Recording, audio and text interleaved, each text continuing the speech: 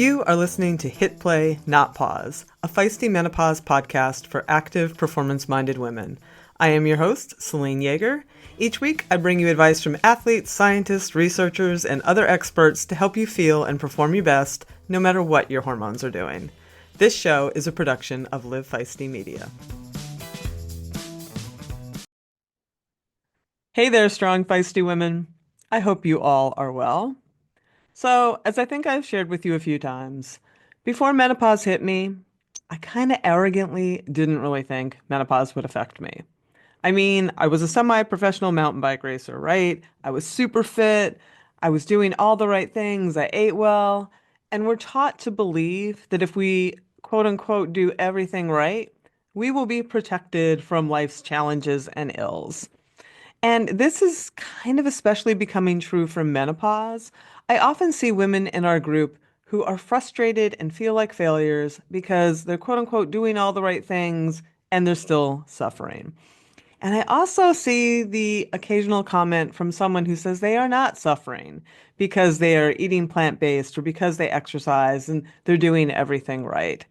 And the matter of the fact is that all the good exercise, diet, and lifestyle habits in the world will not necessarily protect you from hot flashes, joint pain, sleepless nights, soaring lipid levels, mood swings, all of it, which is something that this week's guest, lifestyle medicine telehealth physician Dr. Laurie Marbas, really wants women to know. Because she is one of those women. And I loved this conversation with her. It's all about how we have to stop feeling like we have failed because we have menopause symptoms, and that you don't need to think of it like you are resorting to hormone therapy or throwing in the towel because you're using hormones. Conventional medicine is another great tool in our toolbox along with lifestyle, and we should feel 100% fine with using any and all tools we need. So this is just a great conversation with Laurie about her journey through menopause and how she was received by some of the doctors in her community, in her lifestyle medicine community when she started using hormones, and how she has come to think about how women should wrap their minds around this transition and what tools that they should feel free to use and just all the things. It was a really great conversation, and I think you will love it as much as I did. Laurie is super well qualified. She is a double board certified family physician and lifestyle medicine physician who holds medical licenses in all 50 states as well as Washington, D.C. She is also a menopause certified practitioner, and she operates a concierge practice where you can check her out at drmarbas.com. I'll put a link to that in the show notes. She also provides lots of resources on her website, including Master Menopause and Feel Fabulous webinar, where she provides, a 5-step blueprint to managing the transition. She has her own podcast and YouTube channel called the Dr. Laurie Marbas podcast. And I was just on that last week, and I highly recommend checking that episode out, of course, but her whole show. She is a real gem, and I will put that in the show notes as well. All right. Quickly before we get to it, head on down to those show notes and sign up for my free weekly Feisty 40 Plus newsletter. Give us a follow on Instagram and Facebook at Feisty Menopause. And while you are in those show notes, do not forget to check out the incredible gravel riding camp that we are doing in Girona in April. Spots are filling fast, so come join us. It's going to be amazing. Thank you, as always, for those great reviews and 5-star ratings. I have a lot of amazing guests planned in the new year. I'm very excited about this going into year number 5. And speaking of the new year, it is time for our annual holiday podcast break. So we'll be replaying a couple of the greatest hits over our break and then back in the new year with all sorts of great feisty fare. So with that, enough of me. Let's have a few words about our awesome sponsors and get on with the show. People don't. Oh, no, it's fine. Anyway, all right, Laurie, it is so nice to have you on the show. My producer Carrie introduces me to so many great people, and I was really stoked when she made our virtual introduction, and then we got to know each other a little bit. I think you're doing some really great work and going into the menopause space, so I want to hear about that. My understanding is that You have sort of entered the menopause transition yourself and found it perhaps a bit of a cliff. So let's talk about your background, your medical and athletic background, and just get into what you've been discovering as you enter this menopause space. Oh, heavens, there's a lot there. Yeah, there is. Oh, well, thank you for having me. I'm delighted to be here. Basically, I'm a family medicine physician. I've been a doctor for a couple of decades now. And in that transition of practicing medicine, I was active duty military. Mm, I practiced in rural America. I trained in Texas. And I've kind of ventured upon lifestyle medicine through a plant-based diet about 13 years ago. And okay. that's really been my primary focus, I would say, is really understanding the lifestyle interventions as far as the health attainment and disease reversal and all that good stuff that comes with it. So that is primarily where that's been. But I have a really interesting and unique background. I also started a company called Plant-Based Telehealth, and then we sold it. And so the entrepreneurial side is there as well, just trying to provide better opportunities for physicians and patients to connect. Um, so there's that piece. And then, so athletically inclined, I mean, as far as, going back through, I think I've been enjoyed running since, gosh, late high school as I was getting ready to try to go to the Air Force and the ROTC program.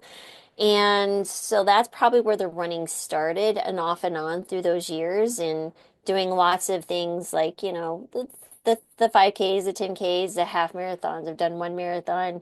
I just did the full marathon with family, raising a family back then and training and practice as that was for me too much. Because the kids are all scattered and doing their thing and honestly, it was exhausting. So I really found that the running kind of that half marathon 10K is the fun space. We did all sorts of you name it, we've done it as far as like uh, any type of obstacle courses. We've done all sorts of stuff. And so try to encourage the family so we're always active and doing those things. And that transitioned to, as I've gotten older, because I'm 54 now. Last year, I had, with running the company through COVID, I didn't run as much as I wanted. So I spent the year of like, let's say 22 to 23, really getting ready, wanting to run a half marathon with my daughter who lives in Boston. She was finishing up her family medicine residency, which she has now since done.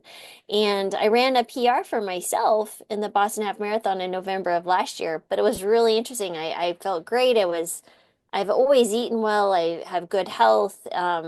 I mean, I have had hypothyroidism since my middle child was born 28 years ago, but that's never been an issue other than just make sure my medications are properly monitored. It actually decreased my dosage when I went plant-based 13 years ago. And so that was an interesting story. But the piece that was curious is, I'm doing everything I tell patients to do to stay healthy, and I'm healthy.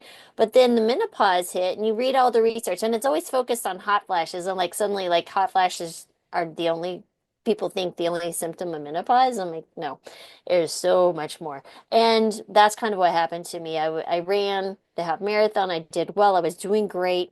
And within 2 weeks, I suddenly had this crazy stuff. I mean, I'd had lengthening of my periods, but they hadn't gone over maybe 60 days, and then they'd have another, and then go 30 days, and then, it was doing its thing.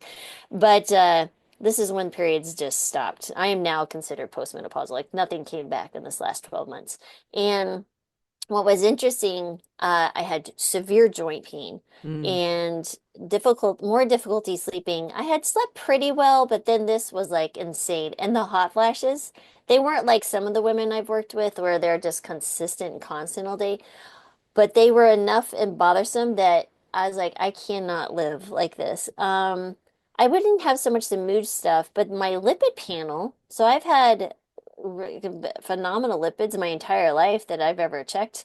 Suddenly, my LDL, which is your bad cholesterol, bumped above 100 for the first time in my life. And I was like, what the heck is going on? I'm doing everything I know what to do. And so I went down the menopause rabbit hole, and it was really interesting to just see the research, really hone in on HRT or MHT, what you want to call it now. That transition, people don't always know what that is, but understanding the safety profile for, these hormone replacement there is actually pretty good. And the majority of women could benefit if they choose to incorporate that. And there shouldn't be this fear of even having the discussion with patients, including myself now as a patient. And a few months later, I decided to go ahead and embrace the MHT, and I felt so much better. My lipids went back to normal. My joint pain pretty much has resolved. That took a little bit more time, I think probably 3 to 6 months. But what menopause allowed me to do was it literally said, Lori, stop. You need to pay attention to what's going on here. I need you to quit running like you're running for your life at full speed, 180 miles per hour down the road, running off, and I'm going to throw you off this cliff, but you'll be able to climb back. That's basically what menopause said to me. And I listened. And now that's kind of the message that I bring to patients is that one, the lifestyle factors, if I hadn't been as healthy as I would, I can't even fathom what that would have been like. I don't even know. Like, I don't even know. Um, so that's the beautiful piece about it is I was already doing what I was doing. So there's a piece there for women who are like, I am so confused. I'm doing everything I'm supposed to and I'm still not well. Well, I was one of those people. And I've had opportunities to speak to male counterparts in this space who are like, you shouldn't, they're older white gentlemen, no disrespect, but they're like, oh, well, you could take a little estrogen, I guess that would be okay. I was like, who are you to decide how much or what? And they're like, I was always saying it's symptom resolution. That's per guidelines, that's recommendation, that would make sense. And they're like, you shouldn't do it to symptom resolution. You should just do a little bit. I'm like, then what's the point? And yeah, I was like, dude, you're really annoying me. So and this was on stage in front of an audience. Wow, I And can't yeah. even believe what I'm hearing. Oh, yeah. Oh, trust me. Trust me. So it's really interesting. And then the research, they're like, oh, just eat more soy. I'm like, I'm already eating soy. I'm eating all those phytoestrogens, and they're wonderful. And many women who walk this line and do plant-based, they have no symptoms and they do great, which is well, such a true blessing. But I never think that the universe doesn't send us an opportunity to learn. And that's what I've learned is that there's others and you have to look outside your little dogma or your little belief system and understand. And that, that's been an ongoing growth is just being open to diving deeper into understanding this is a place where medication for me was absolutely essential because I was already doing the lifestyle components, the diet, making sure I get a protein. I was doing resistance training. I'm doing the cardiovascular fitness, all of that, and maintaining a very healthy weight. So I was and am healthy, but there was a piece here is like, okay, we need to broaden this perspective and open the door to this discussion around, other alternatives other than just lifestyle, which is weird for me to say because that's all I've been doing, right? Is encouraging patients to do. I mean, we use medication, of course, still, but Yeah, yeah. No, I extend enormous amounts of gratitude for you to come on and share your experience here because all too often we have a complimentary Facebook group that goes with this podcast. It's got about 33,000 women in it at this point, a lot of women. And very often, and I know it's well intended and coming from a good place, but somebody will come in and say, oh, I don't experience anything because I'm plant-based and follow this and I don't drink. And I think that that definitely helps. It's not a guarantee because every woman has a different journey through this, and it's not a failing, it's not a shortcoming, it doesn't mean something's wrong with you. It just means your body is responding differently to this transition and has different needs. And mm, I wish we could and we do it with all health, right? Like we like to blame people for their cancer in the same way or say, oh, I'm not going to get that because I eat so much broccoli. We have this right. tendency to do that. Yeah, And I just want to take that off of health in general, and especially off of menopause. You right, are not necessarily doing anything incorrectly or wrong because you have XYZ symptoms, or right, you have not failed menopause because you are seeking hormone therapy. None right, of that is right. true. Right. 100%. And I will tell you, it's almost like you get shamed Yeah. into failing because you're obviously not doing it right. You're not doing this. You're not, and that's the piece that really bothered me. And Mm-hmm. so I think the important thing here, just to kind of, I wanted to highlight something. I think what was interesting is there's two things that I think affected my journey. Was one, how rapidly I probably stopped producing uh, estrogen, right? So it was that, it was the actual, like I was still producing and suddenly I stopped. And I think that was part of it. And then I think number two are the genetics. My mother and my grandmother suffered for well over a decade with symptoms of menopause. And so the Mm-hmm. unfortunate thing was that I couldn't find I mean, there is some evidence pointing to the severity of your menopause symptoms genetically, but I think for me, I watched that journey in those women in my life. And I was probably already new, but I think it was just how quickly because I was still having some periods with some pretty good predictability, and then it just stopped. And I think that rapid decline. But when you're getting back to the whole belief that, we do this and therefore it's like just because you're on a plant-based diet, you're not going to die of something. Yes, you decrease your risk. You're probably increasing your health span. Mm-hmm. You're probably increasing your lifespan, but at the Mm-hmm. end of the day, we're still going to die of something. And Yeah. things, right? What are the environmental toxins? What were the first, 30, 40 years of your life before you transition to the plant-based diet? And I still truly hold the plant-based diet as the foundation, one of the foundations, along with exercise and sleep, that we all need to be doing as far as at least being more plant forward, eating more vegetables, eating more of these things, and certainly meeting patients where they're at. If they don't want to go fully plant-based, then that's fine too.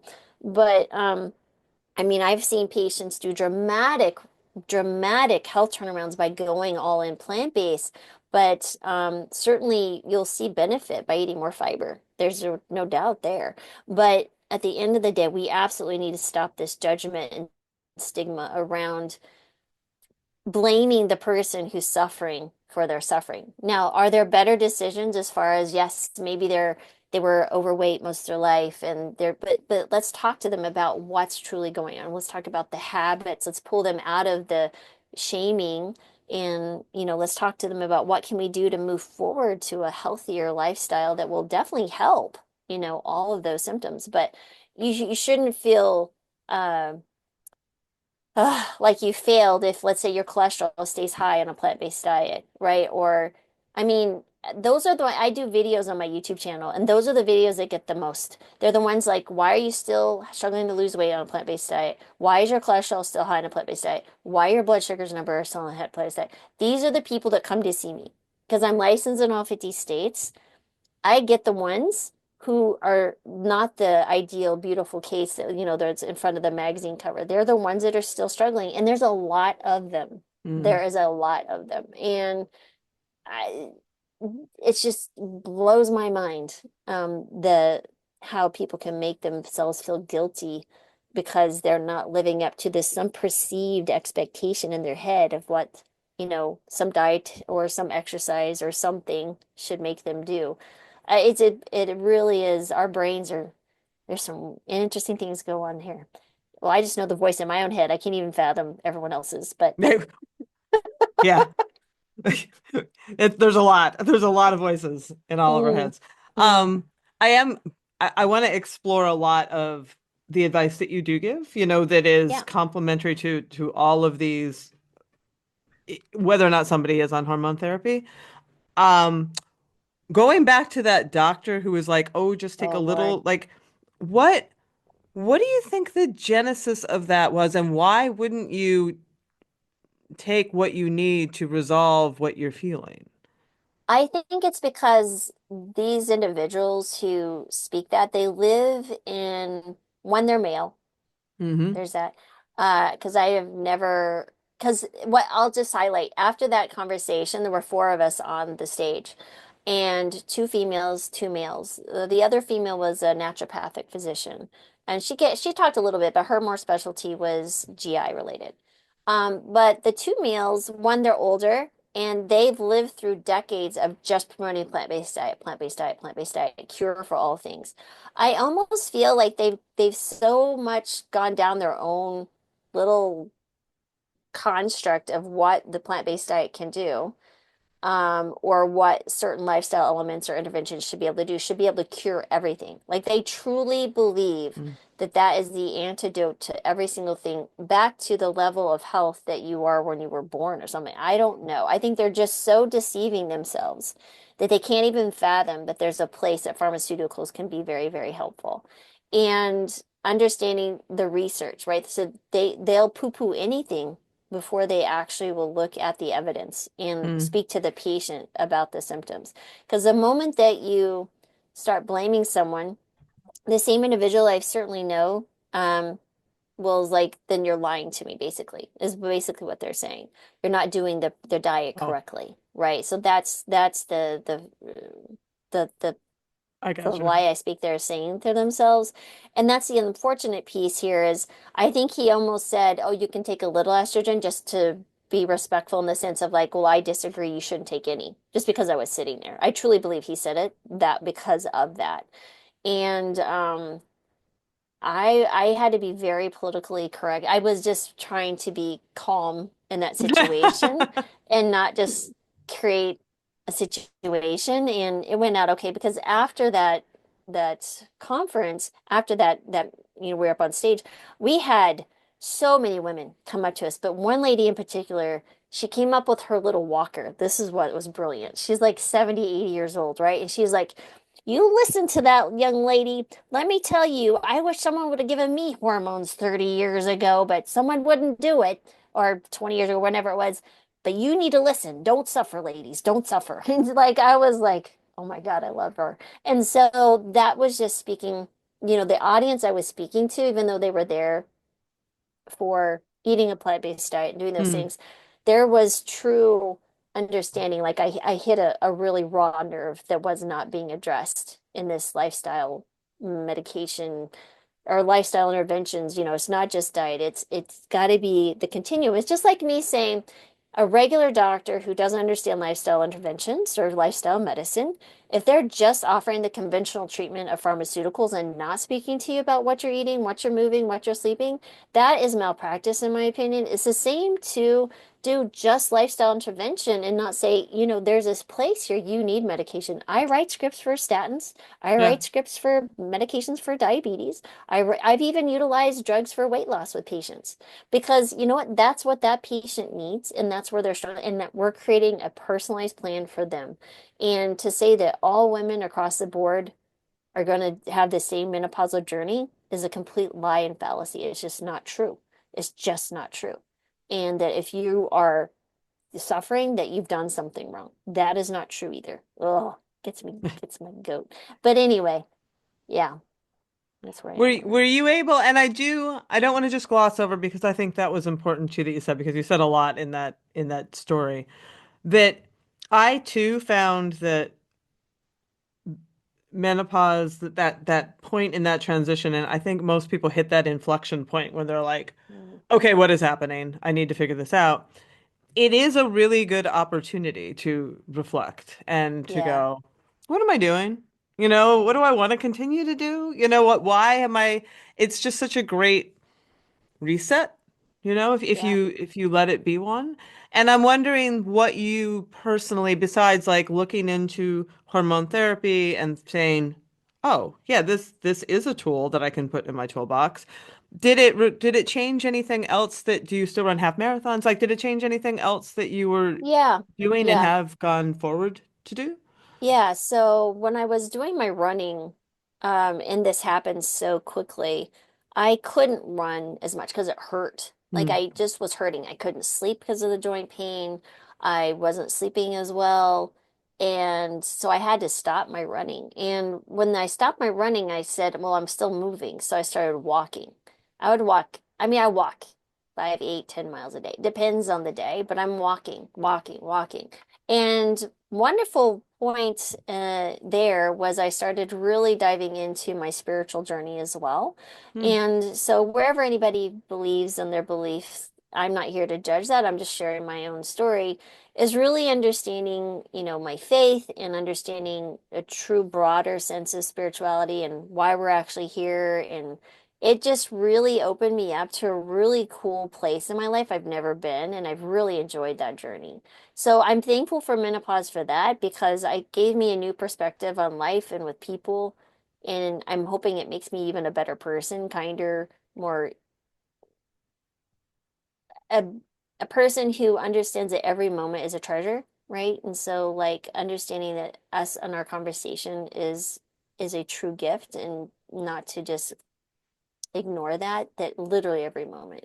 And that's really where I want to go into life. And that's kind of what's interesting is that perspective really made me start thinking about what I want to do with this latter part of my life, and including my athletic endeavors and thinking back, why was I doing what I was doing? Was because I want to prove one to myself that I can still do it. Okay, that's fine. But or is it because also I want to be the younger person in my kids' lives, that can do it? Or was it because I just want to show that, my YouTube channel, whatever, why I really started evaluating why was I even doing what I was doing? If I do it for the enjoyment, fantastic. If I'm doing it for any other reason, I struggle. And so what I've decided to do was my running probably won't be as long a distance. It's more of the walking and hiking, which we've always done, but more of the hiking and enjoying and traveling. And with my running, it's more for the cardiovascular benefits at this point, because I really want to spend more time with my family and that hiking and just that slowing down. Because when I'm running, I'm thinking, okay, here's my pace. This is what I gotta do. Mhm. I gotta do this and do that. Versus the walking and hiking, I can still get some of that cardiovascular benefit by carrying a load or whatever, but that allows my time for my brain to slow down and go, okay, Lori, I'm in nature. Let's really soak it in and be able to look. Because when you're running, also, I'm looking at the ground. If I'm on trails, I don't want to trip. I'm Yeah. missing this amazing vistas in front of me, right? And you look up, you're like, whoa. And that really came. I ran I can't remember which half marathon it was in uh, Colorado when I used to live there. And I remember there was a picture of me that they had taken, and it was this huge, beautiful canyon. And he's like, I don't even remember that. And I was like, oh my God. And so I just really changed my priorities, right? And so that's really the beautiful story, legacy of my menopause journey was just allowing me to sit back and go, dang, there's a great part of my life that I'm going to really enjoy right now. Oh, I love And that. yeah, so that's really where menopause struck me. And so now I'm doing resistance training. We're traveling full time in an RV. We sold our house and everything the last Oh, four that's right. months. You told me that. I We were forgot. That's so literally all great. over the country and we're enjoying life. And so I've had to adapt weights to bands and I've created some pretty decent way of doing that. So I'm feeling good about that, where that's going. But the mobility training for me was really, really key. And creating that flexibility with the mobility piece. And then, really focusing in like maybe, I'm still doing the walking, but now I'm bringing in, hit training a little bit more of that. Because I certainly know that will help VO2 max and all that. Because I know what the science says. I'm just like, how can I do it and enjoy it? So I do jump roping, right, versus Oh, nice. sprinting. So it's a weighted jump rope. That's been really nice. So again, I'm just trying to figure out what is portable and doable in a small space. Not that I jump rope inside, but around. But that's kind of where I'm at right now, is to maintain the flexibility, the functionality as I get older. And that's what I encourage my patients. But one thing that I've really noticed because most of my patients, I'd say 80% are women, and most of them are 45 and older. And as they're approaching this, they're so stressed about the symptoms, they're not taking time to slow down. And that's kind of been my message to them. I was like, menopause is for a reason. We're one of a few species on this planet that are live old enough past post reproduction age. There's a reason. And I try to say like there's wisdom in your experience, there's wisdom in your journey, and this is a time that you have to slow down and take care of yourself because you cannot keep functioning in this capacity. You'll go crazy. I mean, I felt like I was going crazy. And I didn't even have near the suffering that some of my patients do. I don't know how they suffer so much. Like literally, I don't understand. I'm a wimp. I'm like, I don't know. I They just don't shouldn't though. understand. They should not suffer so much. Nobody, that's if there's any message on the show, it's like, do not suffer. You do not need to suffer.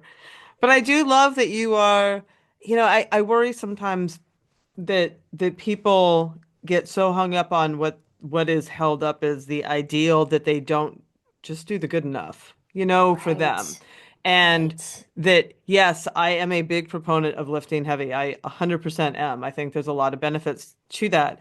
And I think it's amazing that you are living this amazing life in your RV and just richly absorbing what this earth has to offer. So if you don't have a barbell, so be it. You've got bands and you're stressing your muscles in another way, right? And you're Right, doing exactly. hit training and you're getting some jumping in and you're getting all the high notes. You're getting Yeah, the medicine, if you will, that you need to be your best.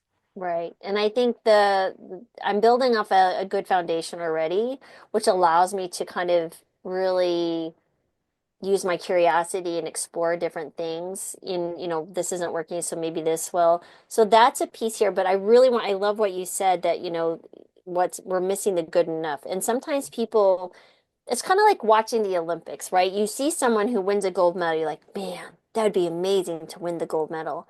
But there's so many athletes that don't win the gold medal, but they're amazing athletes, right? And so you don't have to be the best at every little thing that you're doing, but those small little movements will get you to an amazing high point. Yeah. And being okay with what your body can do in your journey and knowing your journey is unique and special and nobody else is going to live this journey. So you might as well embrace what you have because every time we're comparing to someone else's journey is where, what they say, comparison is the thief The of thief of joy or joy. something. Yeah.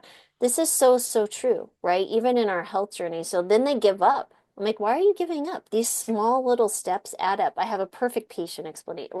Lots of patient opportunities to share, stories to share with you, but one in particular that struck me happened years ago.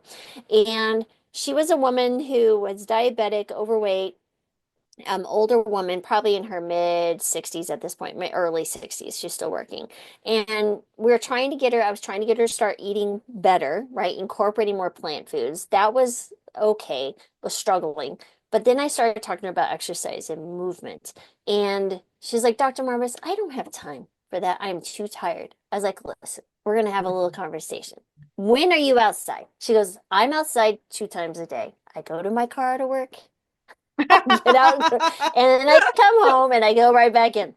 I'm like, okay. I like, do you have a driveway? She goes, yes. And she's like, where's this going? I was like, listen, I need you when you pull up at night, you open your door, you leave the door open, and you walk down to your driveway and you walk it back and you slam it shut and you said, good, I'm done. That's all I want you to be. I just want you to walk down to the end of your driveway back, and that is your exercise. She goes, are you serious? I was like, yes. I was like, do you promise to do that? And she goes, oh my God. Yes. I was like, do you pinky promise? So this is when I was still seeing patients. So we literally pinky promised in clinic. And she's like, I even wrote in her note, pinky promised. So I'd remember to ask her about that the next visit.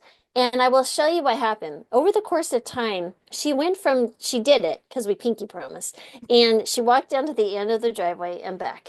And then at the end of the driveway, she goes, this is ridiculous. I'm going to walk around the block. And over time, what you see is a 2 to 3 mile walk and a 60-pound weight loss and reversing of her Wow. diabetes and hypertension. And so this is the type of thing she just had to get over that first hump. And if Yeah. once you get over the first hump, that's a downhill slide. It gets so much easier, but you just have to make that first small habit stick. And what you do is you anchor it to something she was already doing. She was already driving home. We just added literally 30 seconds, and that 30 seconds literally transformed her life. And I like to tell people it's like a compass, right? So we know we're heading north, let's say, and we know we're heading north. But what we're going to do is we're going to just deviate 1 degree. And over time, as you see, you Mm. get further and further away from where you would have been. And that one little degree makes a big difference over time. It's like the penny that compounds every single day for 30 days. You end up with like $10 million or something, right? So that's the piece here is this small little habit done over and over and over again over the course of 30, 60, 90, a year, day, all these days, that makes a huge, huge difference. And once people get that, they're like, whoa, one more patient story. You like this one's Yeah, good. yeah. I had a patient, this must have been was about 2 years ago. And she was in her early 60s as well. And I was like, okay. I was about the resistance tray. I was like, I need you to start moving your body. She goes, oh my, are you kidding me, Dr. Marbas? I can't do that. I was like, yes, you can. Let's talk about it. I was like, where in the world, let's say if you were traveling or anywhere in your day, there was one thing you always had to do. I don't care where you are. She goes, I have to have coffee. I'm like, okay, brilliant. I was like, what do you do when the coffee's brewing? She goes, I stand there and wait for it. I'm like, okay. So during that time, there's usually a counter. She goes, yes, or a wall. She goes, well, yeah. And I was like, what I need you to do is do 2 push-ups against the counter or the wall every single time your coffee's brewed. And when you're done with those two, you're done. She goes, okay. I couldn't pinky promise because literally she was video, like tiny. Um, but what ended up happening was, of course, we're talking about our other issues. A couple months later, I kind of just, the push-ups kind of fell off the radar for myself.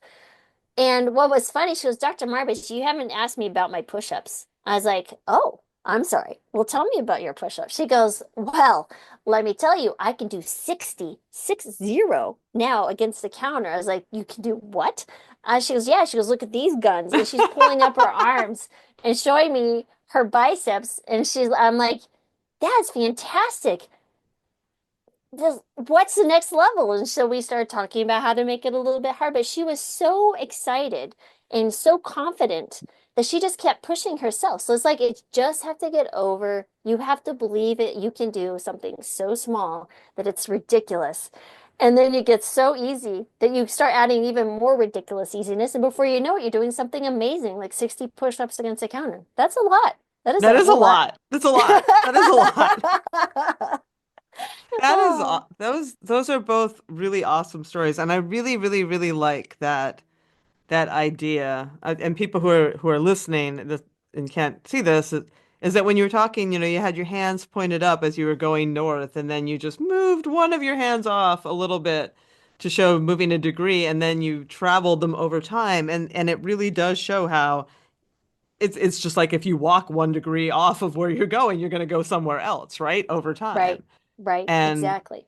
yeah, it's such an interesting It's a way vector. to, yeah, It really is a vector, right? So if those of you who are scientifically inclined in physics, it's vectors, right? So you start at one point and it just goes straight. So if you were to write on a piece of paper one line and have it go to the top, and now start back at that same point where that line started and just veer it just a hair and then draw it straight, you're going to see that imagery yeah, of those two endpoints get I further love and that. further apart over time.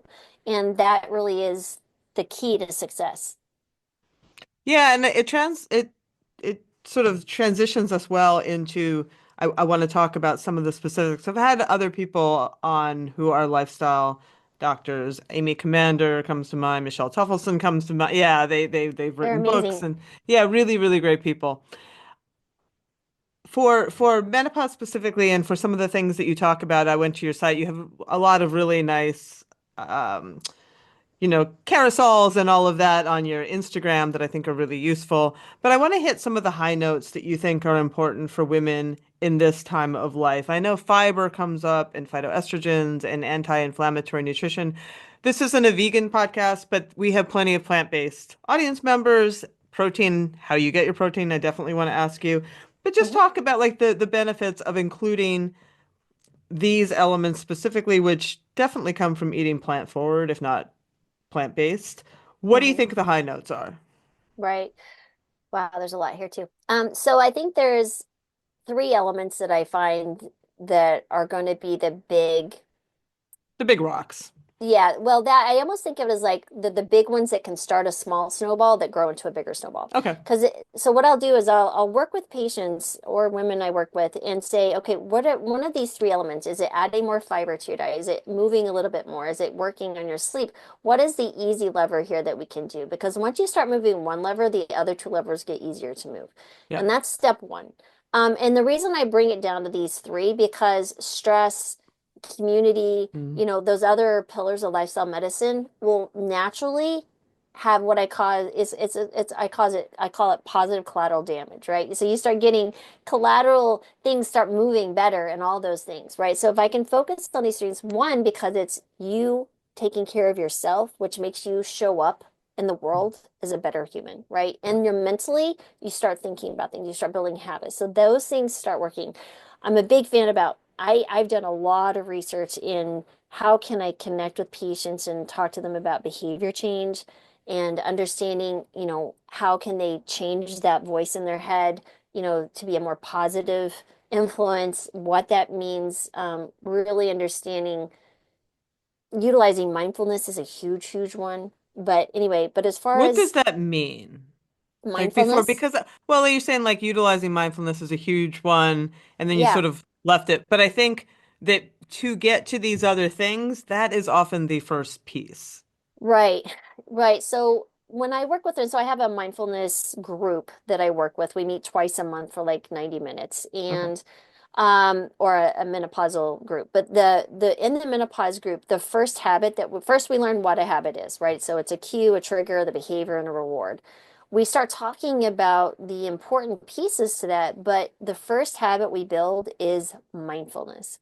And what is mindfulness? It's just being present in the moment without your brain living in the future, without your Mm. brain living in the past. So when we're living in the future, we're sitting in anxiety and worry and thinking about all the things that could or possibly go wrong. When we're sitting in the past, where we're living in regret, shame, guilt, whatever women are very good at doing, we all know these feelings. In the present is when we said, I'm done with those voices. Now I'm going to be here. And the way to do that is connecting with the breath, connecting through your senses to this moment. And I think that's what the joy is with walking in nature for me is. And then start filling your mind with more positive inputs, be it podcast or, music, whatever that is, meditation. I find it harder to sit and be still with meditation. I do better with like what I call a walking meditation, where I'm just breathing in.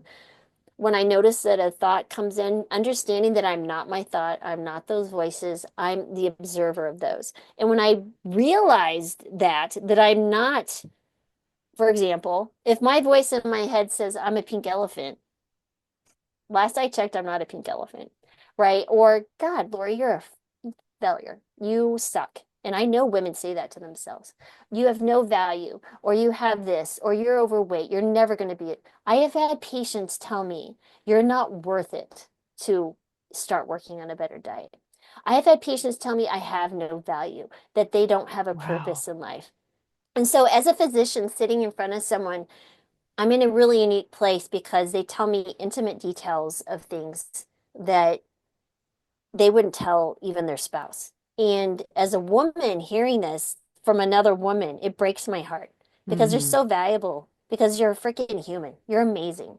And so that's the other piece of that. So that mindfulness piece allows us to detach from these voices that are just decimating any feeling good and positive in the world, right? It's so loud in their head that they can't hear anything else. But once they understand they don't have to argue with the voice, they don't have to try to ignore the voice. All they have to do is step back and observe the voice and know that it's there. But that power of just stepping back and going, wow, I'm not actually the voice. I don't have to listen to the crazy roommate that lives in my head, right? And so what happens is you can just allow, I said, it's like you're in this tumultuous river, right? And it's flowing. What you're going to decide one day is to step out of the river and just watch the river go. And the river is carrying away the thoughts and the feelings and the emotions and all of that. You get to step out. Now, if you want to step into the river, you can, but just know there's consequences to stepping into the river. But you make a mindful choice, right? So you're present to make that choice. And I said, when you start practicing this, let's say you're chopping vegetables, and all you're doing is you're taking a deep breath and you're just observing. You're not saying, oh, I'm chopping vegetables. You're not commenting it in your head. You're just observing it. And what's happening here is you're building that mindful muscle. And the more you do it in these mundane activities, what's really incredible is you find that you're being more mindful in the more stressful situations, like when menopause symptoms start occurring, or when your spouse is arguing, or your kid's doing something you don't want to, and you gives you a space of calm. You're getting your thinking brain engaged, and you can make mindful choices, right? Anyway, so that's kind of the mindfulness piece that I really, really Right. want people to understand. It's a superpower. And once you understand the mindfulness piece and you become aware of what you're doing, because you might be starting to be pulled into the river and then you step, oh, look, I'm in bucket. I'm going to step back out of the river. And suddenly peace and calm, that's the piece that's so important, is really understanding that calm and peace that occurs with it. That I feel like that has been the biggest. I'd already been practicing mindfulness and working on that, but with menopause, it made it such a stronger presence in my life. And Yeah. so that is what I teach my patients. And when we understand the mindfulness muscle and we build that, we can approach other things and other things like how to get better sleep, how to eat better. Because a lot of times wrapped around the diet is emotional eating Yeah. and these relationships with comfort foods and stuff. And so we explore that because that's a different discussion with every patient. I mean, I've had patients as far back as going, well, when I was a kid, I couldn't control anything else in my life. I was abused, so I would hide food and sit in my closet and eat it. Yeah. Um, and going to the point that as they got older, they would dress up in disguises and go to the, convenience store and buy food and hide it. To one of my patients lost 350 pounds embracing a whole food plant-based diet. She was in her, early to mid 30s and she's kept it off now. She started her journey in January 2017. So now we're almost 8 years in. And so these are the type of stories, incredible things that people witness when they realize one, they're worth it, and we don't have to listen to the crazy roommate in our head. We just don't because it's not you. It's just an energy that will pass. Yeah. And the more we feed it and engage with it, the more it's going to say, well, I like it. I'm going to stay here. You don't have to allow it to Yeah. live be in your head. You don't. Because most of the time, those voices were placed there by someone in our past or some Yep. experience Yep. or our interpretation of an experience to Yep. try to help us figure out.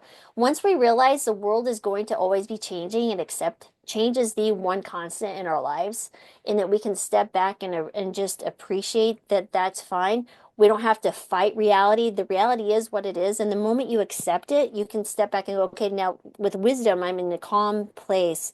I can make a decision on what to do now. Yeah. Doesn't make it that it's going to be always joyful and delightful, but you're in a wiser place, right? Yeah. You're a place coming from a place of a calm to make a decision. But yeah, that's the mindful muscle that I like to incorporate with patients. That's my number one. I Number one. love that. I love that.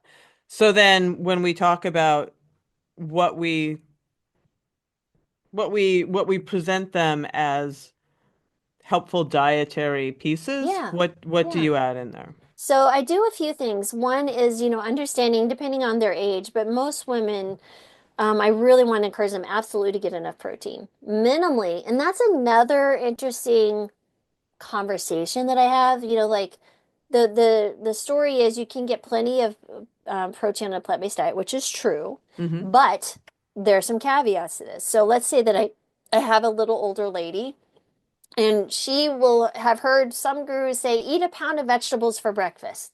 So they go and eat a pound of vegetables, which is one, calorically not very sufficient. Two, it's full of fiber. So she's going to be full, Yeah. very full. And we're not getting the protein that we need, right? And so over time, I will absolutely see evidence. One, they're fatigued. They're losing too much weight, or if they do, they're just not feeling well. So there's some tweaking to the diet. And number one is understanding you need to eat a wide variety of plant foods, build on legumes, build on soy products if you don't have any allergies, build on whole grains, add in those non-starchy and starchy vegetables, add in those fruits, but really make sure you're eating a calorically sufficient diet to maintain a healthy weight. And I do say, let's follow what your diet is. Let's put it into chronometer. Let's make sure you're hitting all those micronutrients and macronutrients. But we start with 1 gram per kilogram and go up. If we can hit 1.4 kilograms or 1.4 grams per kilogram and with some resistance training in there, that's a great one. And if they're struggling to lose weight, we might do a very small caloric deficit. And again, but this is a planned plant-based diet. Right. It just blows their mind that they're like, but that's not what I've been told. That's not what all you gurus are saying. They're always saying you can just eat a plant-based diet, lose the weight, and be fine. I was like, well, that's not necessarily true. There's hormonal things going on here. Maybe you're on medications, like let's say if you're an insulin dependent diabetic, that is going to drive weight gain. I don't care who you are. And so there's so many things. If you're insulin resistant, let's talk about there may be more lower glycemic, higher protein foods I want you to engage with. I don't want you eating a banana right now. Doesn't mean you Right. can't eat a banana, but you will. But we need to make you more insulin sensitive before we do that. That's where I utilize CGMs with patients. And this is gets back to each patient is an individual with individual genetics, individual experiences, individual medications. And we just can't say, yes, just do this and you'll all be fine. No, that's because I get patients every single day that are like, I've started eating this plant-based diet and I'm seeing some initial results, or maybe now it's getting worse. I can't lose the weight because they're doing something out, that just needs a little tweaking. Once we do the tweaking and they understand with education, boy, then they thrive, right? You just need a little help. Then I may see them once a year just to get some labs and make sure they're doing okay. Um, so that's where I show them with the protein, but I really love the soy products, but because of the phytoestrogens, number two, because of the bone building capacities with the higher protein and the phytoestrogen, they help with there's certain estrogen receptors that those hit in your bone. They also help with cholesterol. So soy, if I can say, and decreases risk for breast cancer, all these wonderful things that come with soy products. Um, and then as far as, fiber, I like the fiber will take care of itself. I just need you eating plants from every category, including nuts and seeds, right? A handful of nuts and seeds a day. And making sure you try to get as many colors, right? So if you can get a few different colors in there every day of the rainbow, that is fantastic. Reminds you of the wall in the background that you have there. Make sure your plate is beautiful and colorful. And that's how we kind of approach it. Now, if let's say someone wants a tortilla, do we do a white tortilla? No, maybe we try to do, whole grain. Let's start moving in that direction. If they want pasta, let's play around with some bean pastas, right? So just kind of changing certain foods and those certain elements. That's step one with the diet. So, like I said, if you're eating primarily plant-based or a plant-based diet, the fiber will take care of itself. If you're not, it Um, will not, though. I mean, I no, can, if yes. you're not, but I would say certainly minimally 35 grams, try to push it above that if possible. But we have to be careful because people who haven't been, their baby been fiber deficient, there's going to be some GI ramifications. So I was like, before you go start, pounding down a pound of black beans every day, let's start with lentils, a quarter cup, see how you do. A good rule of thumb is the longer you have to soak it, if it's a dried bean, probably that needs to be towards a later introduction date. But lentils, you're not soaking, right? You can just cook them up. They're easier Yeah. to digest and just slowly start building that in. Sometimes when people go all in, they're just like, oh my God, there's bloating and there's gas. And I'm like, yes, because your microbiome's going, whoa.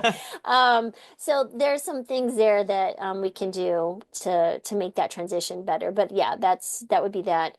And calcium is another one too. I want to make sure they're getting that enough of that in their diet. I'm not a huge fan of calcium supplements unless someone is really struggling, just because there's some ramifications with taking calcium supplements, increased risk of atherosclerosis and some other things. It makes the blood more likely to clot. So Mhm. if you do need to take a calcium supplement, I'd break it down to probably 200 to 300 milligrams in multiple doses throughout the day. Plus, you're not going to absorb as much in those larger doses. But, a lot of times their primary care doctor will just say, oh, take a 1200 milligram calcium supplement and not even think that, maybe they're getting sufficient calcium in their diet, which is better absorbed anyway. Yeah. Making sure your vitamin D is good. As a plant-based person, I absolutely need to take a B12 because it's only made by bacteria. It's not made by animals. It's not made by plants. And I typically would see most people, when you're checking your B12 levels, you want to be above 500, but below 1100. And most individuals, at least that I work with, are going to need 500 to 1,000 micrograms per day, which is actually a very small amount. But if you're in a plant-based diet, you're coming from a place of deficiency in B12 already. The RDA is like what, 2.6 micrograms or something like that. It's not enough.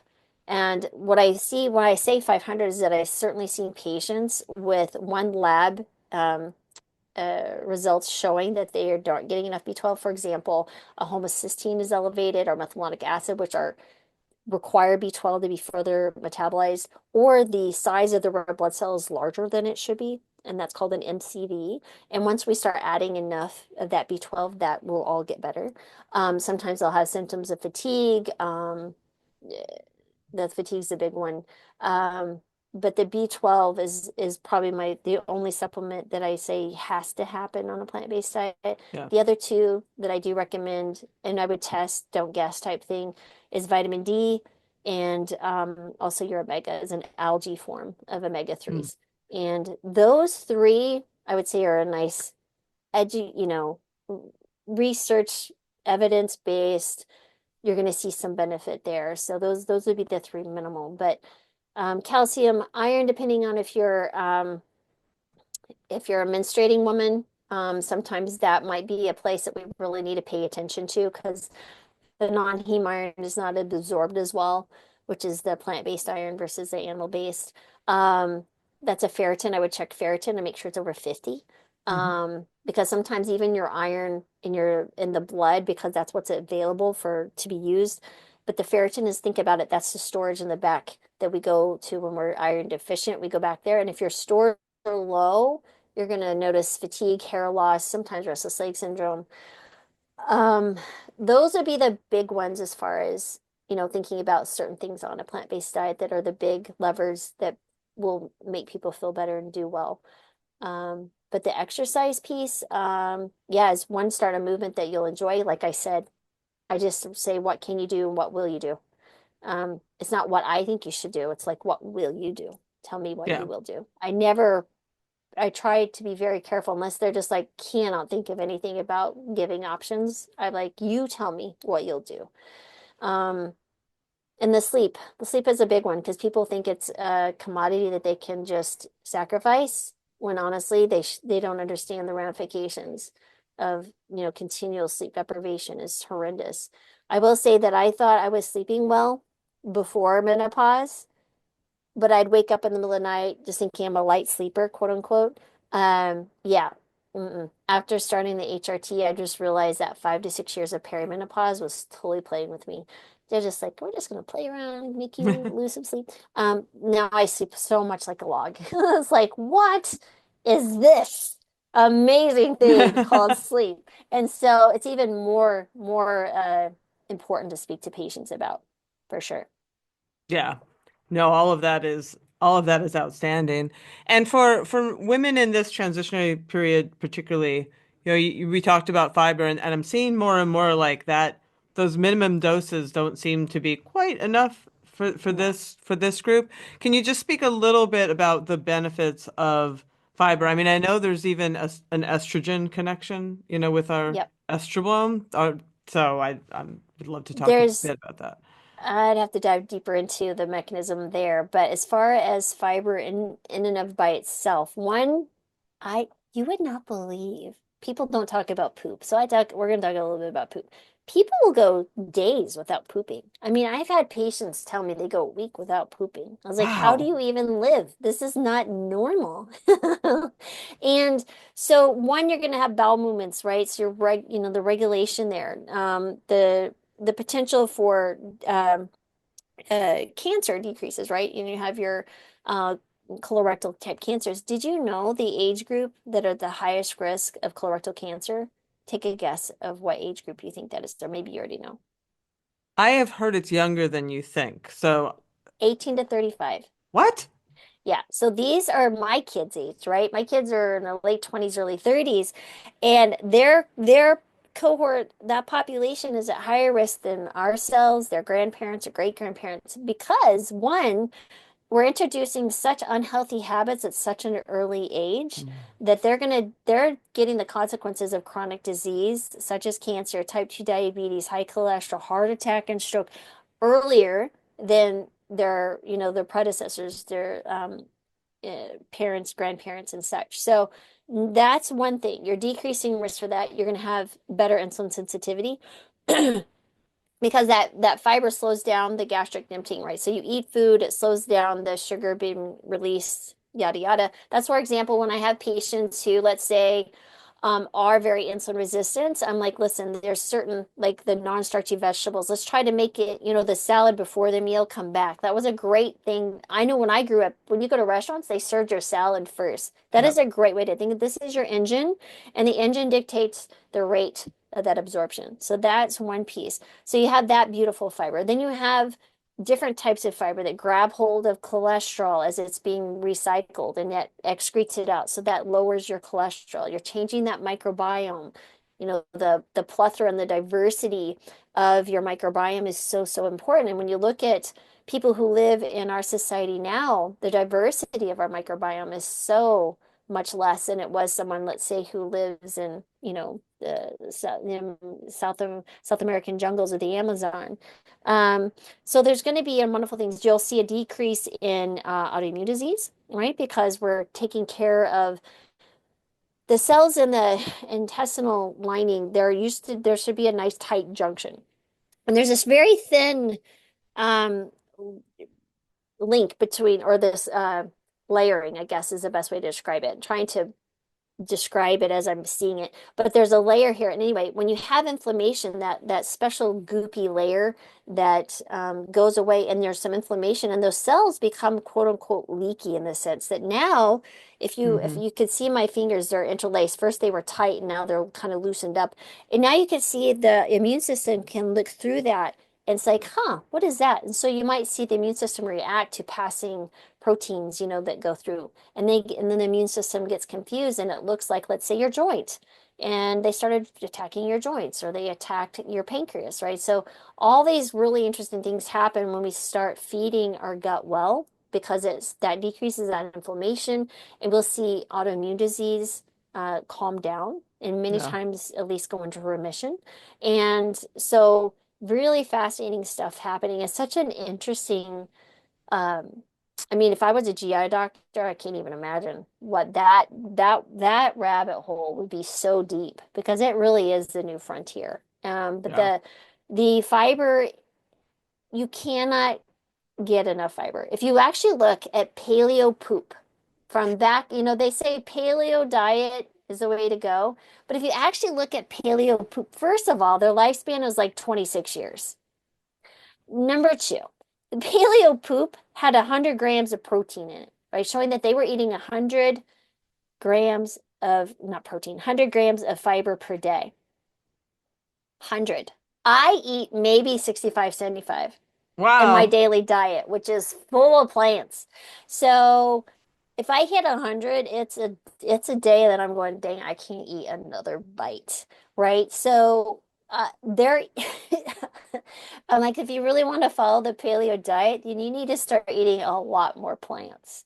And they're not going to be the plants that we're seeing in the grocery store. These are going to be plants that are like, what is that They were thing that you very want me to eat? fibrous. I've actually written Yeah. about that. Like it was real hard to chew. Your teeth get strong, those big jaws that they Yes. talk about. Yes. Like there's a lot going on. Yes.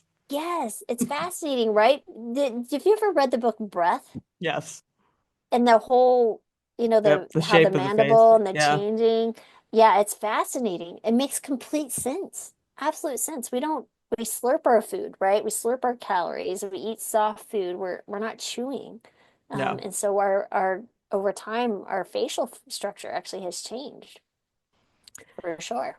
Fascinating. We could talk all day about so many things, but I think that this has covered a lot of ground and a lot of honestly important ground. And I'm very, very grateful for you to sharing your time with us. Is there anything, Lori, that we have not covered that you did want to make sure that we talked about in this? Yeah, if you don't mind, I just Please.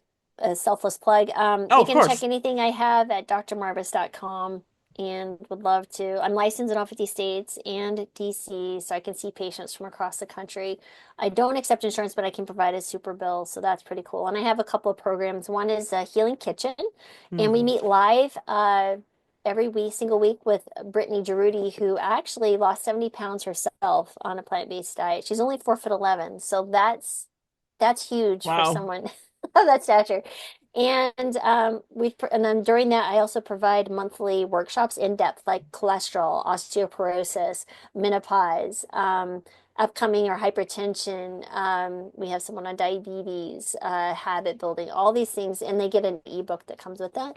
And then I have my menopause, which will probably be morphing into more of a weight loss way to help women understand in this type of thing, but it's Master Menopause and Feel Fabulous. And we meet twice a month. They get a course, and we dive deep. We order CGMs if they want one. I can prescribe those. We can order labs.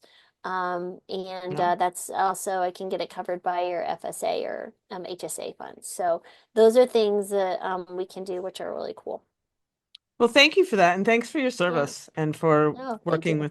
with women. It's exciting. It's an exciting time, I feel like, in this Yeah. midlife journey because there's so many really great people like yourself, so many women with platforms and in powerful positions making a difference, and I love to see it. So thank you. Oh, thank you. Well, I'm excited to be here and thank you for hosting this and sharing the message. It's such an important thing. Well, that's our show. Come on back in the new year because January is packed with amazing guests like menopause, exercise, and diet experts like Dr. Alyssa Olenek, Dr. Bill Campbell, Dr. Nicola Guess, and many, many more. It's going to be a great 2025. So have a wonderful holiday season, a very happy new year, and I'll see you in January. And until then, as always, stay feisty.